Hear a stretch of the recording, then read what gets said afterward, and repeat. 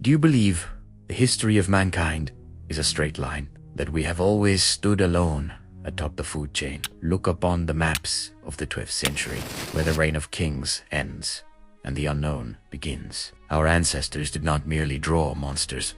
They drew at them the Cynocephali, men with the bodies of athletes and the heads of hounds. This is no idle whim of a bored monk. It is a chronicle of a coexistence we were forced to forget. Today, we breach the archives of the Apocryphal Bestiary to uncover.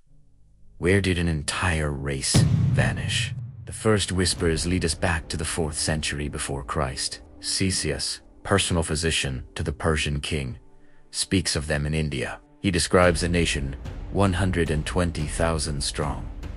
They do not bay. They speak through signs and low, guttural rumbles. Pliny the Elder, the father of European science, classifies them not as demons, but as a biological species. Alexander the Great, in his letters to Aristotle, recounts capturing 30 of these beings. They were fierce warriors, possessed of a grim sense of honor. This is no hallucination.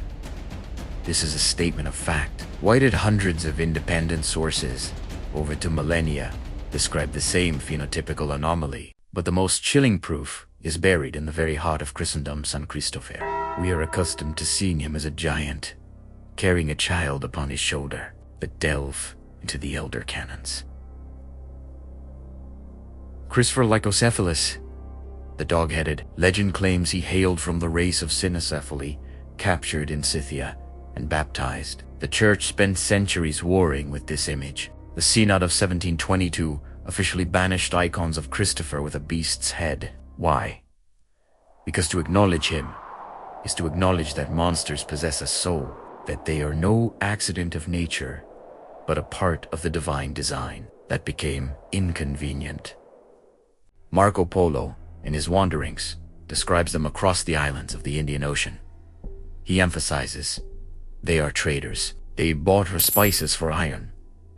Do you grasp the depth of the paradox? Wild beasts do not forge commercial unions. The Cynocephali were a cog in the global economy. They had their cities, their laws, and their gods. In antiquity, they were called aliens, but never myths. They were as tangible as the Persians or the Gauls. What then transpired during the Renaissance? Why did the Enlightened World suddenly decree that they never existed? The disappearance of the Cynocephali mirrored the dawn of colonial expansion. To seize the world, man had to become the sole master of reason. Any other sentient race was a threat to our exceptionalism. We did not merely slaughter them physically, we committed an act of intellectual genocide. We branded them a fable, a hallucination of unlearned sailors. But bones do not lie. In the archives of the Vatican and the vaults of the British Museum, there remain objects never shown to tourists.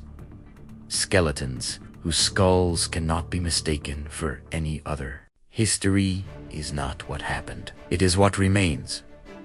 After the census are finished, the Cynocephali did not vanish without a trace. They remain in our nightmares, in our sanctuaries, and in the silence that falls when you look upon an ancient map. We are apocryphal.